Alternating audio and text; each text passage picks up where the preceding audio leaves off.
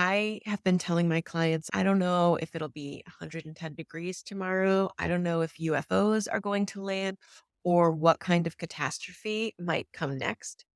But the one thing I do feel certain about is that whenever catastrophe unfolds, we're going to be working through it. In this episode of Reimagining Ambition, we're talking about how to manage your career in unprecedented times with as much energy and intention and strategy as we can muster. Your relationship to work and your career have changed over the last few years, and that means the same old career advice just won't do. I'm Jen Walker Wall, career strategist, resume writer, and founder of Work Wonders Careers. If you're looking to ditch overthinking and hustle culture and pursue work and life in alignment with your values and priorities, you're in the right place. Welcome to Reimagining Ambition.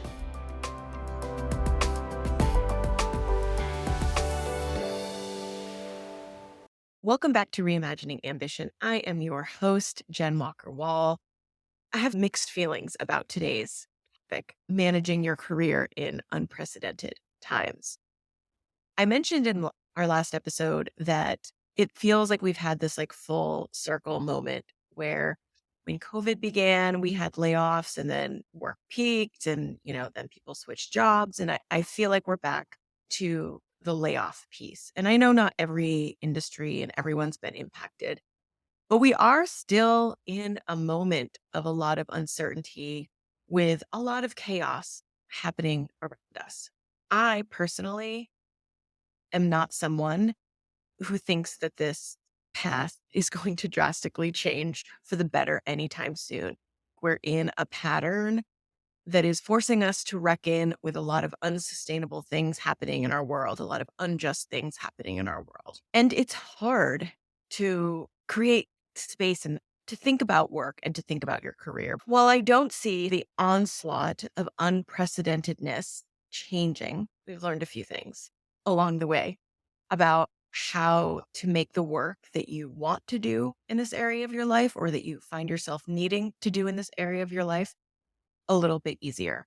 Job searching and career transitions have always been hard. They were hard enough in the before times. But if you feel like these things have been extra hard, you're not alone. I'm with you. Most of our clients are also with you. You're in great company, unfortunately, if you've had a hard time navigating layer after layer of challenge here. What I don't have is a magic wand to make all of this easier for people. I wish I had that. But I do have some insights and practices that have been helpful for the clients that we've been working with. So that's what I'm really excited to share with you today, in case it can help offer some structure and direction for your own career planning and practice, whatever that looks like in these unprecedented times.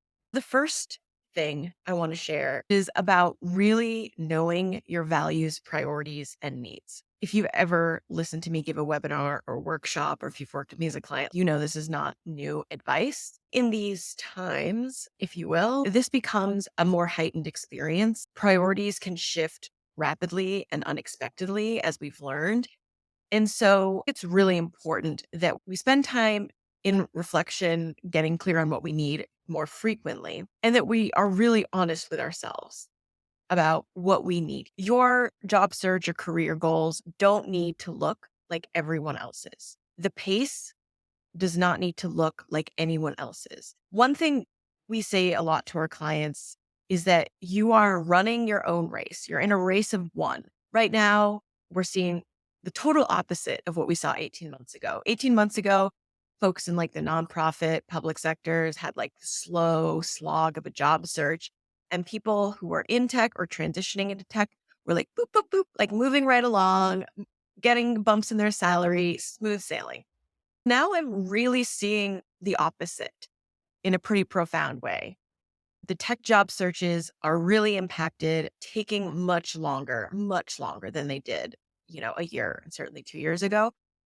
Whereas other folks, including a lot of other corporate roles, really don't seem that deeply impacted, at least at this point. So you can't always look around and think oh, this is what so-and-so did. You really have to think about what your qualifications are, what your target roles are, what you need out of a job, and give yourself the bandwidth and runway to make it happen, whatever your career goals might be. One thing I do think is helpful if you are someone thinking about a job or career change is to start early, to give yourself the benefit of the longest possible runway. You do not need to know what you're looking for to start thinking about what you're looking for, to start looking and seeing what resonates with you. I know there are folks that are job searching right now who've been impacted by layoffs, right? You don't get to decide when you start your job search. So for other folks, I want you to consider starting this process early and taking baby steps. The more proactive you can be, the better off you will be, the more options you'll have for yourself. And that's really what we try to help our clients cultivate is options and opportunities with as little stress and overwhelm and burnout as possible. You're also allowed to honor whatever you need to. I always talk about helping people find a job that's a great fit, that aligns, and to have expectations for what that opportunity is going to be like. But you get to set those. So, me saying that is not me encouraging you to have a list of things that's wildly unrealistic. You're allowed to prioritize continuity in your work experience. You're allowed to prioritize salary and healthcare. You're allowed to prioritize a safe, healthy work environment. Those things sound very basic. And for a lot of people, we can take them for granted. I don't take them for granted. I understand that a lot of people don't have safe work. They don't have consistent work. They don't have livable wages. I want you to really get clear on what would be a great step for you. Your transition can always be a series of moves rather than a singular move. Sometimes that's a lot easier and faster to implement. And relatedly, the second thing is about staying ready and being prepared. I'm proud of the fact that so many of our clients, folks who've come through our programs and services, they often report being much more intentional and proactive after our time together. And I love that. It took me some time of doing this before I realized that was a real consistent pattern with the folks that we worked with. They might have come to us because they were stuck and frustrated and overwhelmed and burned out, but they've gone on to be very focused and really in the driver's seat, right? They haven't made the same mistake twice. And so I want you to think about what it would look like for you to stay ready and to be prepared for opportunities. Even if you are currently between jobs, you want to be proactive and ready for the opportunities that get posted, that come directly to you. So keeping in touch with references and former colleagues, making sure your resume is up to date, even if you're not actively job searching, right? Tending to these things with some frequency, some regularity, some intention will make your next move a lot easier and it will keep you prepared for the things that are coming. It's not complicated. It's just hard to hold those commitments to yourself, especially when things are going well. It's just not a priority. But if you can learn even a couple times a year or once a quarter to really maintain these sorts of relationships and assets in your career, it can really transform the way you generate opportunities from here on out. The third piece here probably falls under the category of advice I have no business giving, which is about making peace with your capacity. This is an aspirational piece of advice for me. I aspire to take this advice. Bad news, terrible events, being concerned, being stressed, watching friends and colleagues getting laid off, being laid off. They're not exactly productivity enhancers, at least not in any sort of sustainable way. It makes really good sense in any sort of scenario to accept the fact that your process, whatever sort of goal you're pursuing career wise, will get derailed at some point. You won't get as much done. You'll have to juggle competing priorities. And I know that's so disappointing. It's disappointing when I experience it. I know it's disappointing when our clients don't meet their own expectations, but often I think the problem is really with our expectations and not really with our execution or our ability to get things done. Number 4 is don't assume the worst. I know it's really hard some days to not assume the worst.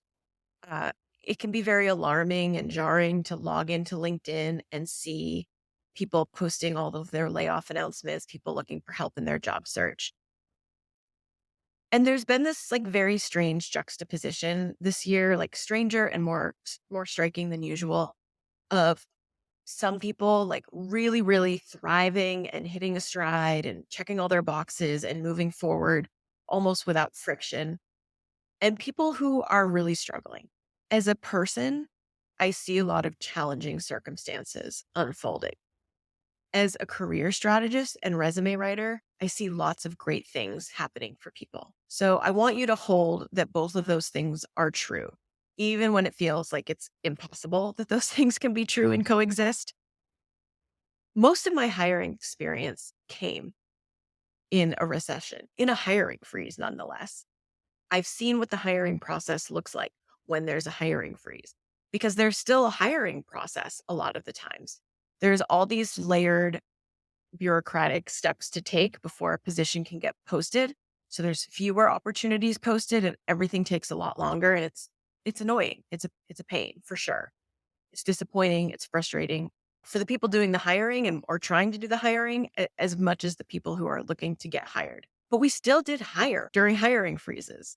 And so I tried to share that message as often as I can, because I don't want people not looking or not applying or taking themselves out of the running for something they're truly interested in. I've seen some really fast job searches this year, really fast, effective job searches.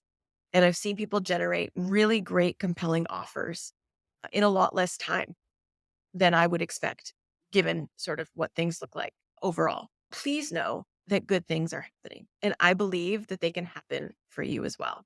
Number 5, I just want to tell you what's working for people, especially people who are looking for a new job, looking for promotions. What's working for people is doing the basics really well. The clients who are getting traction, so getting interviews, getting offers, they're not sending out resume cakes. They're not harassing hiring managers in the DMs. They are primarily using their resumes and their LinkedIn profiles to get traction. They are using our strategies to convey their qualifications. They are aiming for 4 to 8 targeted, aligned applications per month for 2 months. Those are the benchmarks we use for new clients. Once we have fully revised their resume, we ask them to target 4 to 8 targeted, tailored applications a month for 2 months. This is effectively helping people land interviews. This is enough for the vast majority of our clients to land interviews. Some people are doing it with fewer applications. Some people are going to need more. When I see people who are unsuccessful and I can look at the jobs they've applied to, or they have a good sense, you can see that they are doing one of two things. They are over applying and under tailoring their applications. So they're creating a lot of potential opportunities without really positioning themselves as strongly as they could be, or they're applying so infrequently or haphazardly that they're just really not creating enough opportunities. So the job search is mostly not a numbers game, but it's a little bit a numbers game. You do probably have to apply to a few jobs over the course of several weeks to get any traction, unless you're applying really passively to jobs you're really, really, really well qualified for.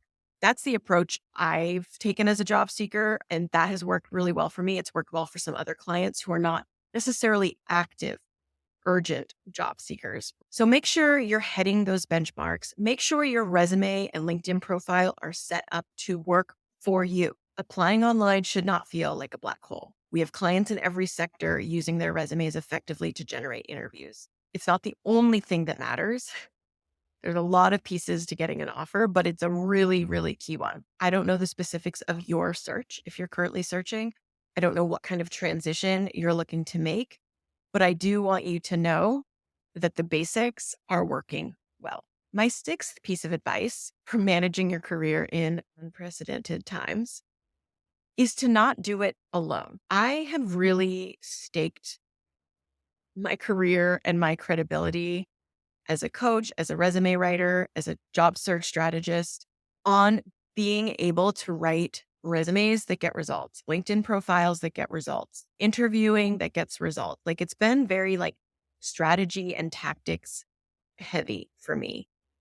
And those things are so important. Like we're not doing away with them. We're keeping them. But what's really hard about the job search or any sort of career change or growth process, especially in less than ideal circumstances, is the execution, is the long-term investment in what it takes to get from point A to point B. It is easy and fast to fix a resume in the scheme of things than it is to actually use that resume to get a job. You need to sustain your efforts. And tactics alone, while they'll certainly make your job search more effective, they may not be all you need to help sustain your effort. Who do you have supporting you? Who do you go to for advice, for insight, for encouragement, for support, for accountability? I'm having this vision of like Mario and Luigi running through one of their worlds, and they're dodging like man-eating plants and fireballs and like killer turtle things. It's like a lot of like ducking and dodging and jumping over obstacles. I think of relationships and people as that little star that makes you invincible for a little bit so you can run through all those obstacles, or like the mushroom that makes you a little bigger, or those power-ups, right? Like you are going to need some power-ups for your career change. Or even if you're just dealing with a difficult boss or a difficult project or a team that's like less than ideal, you still should have support for that. Pulling yourself up by your bootstraps is very 2019. Okay, we're not doing that anymore.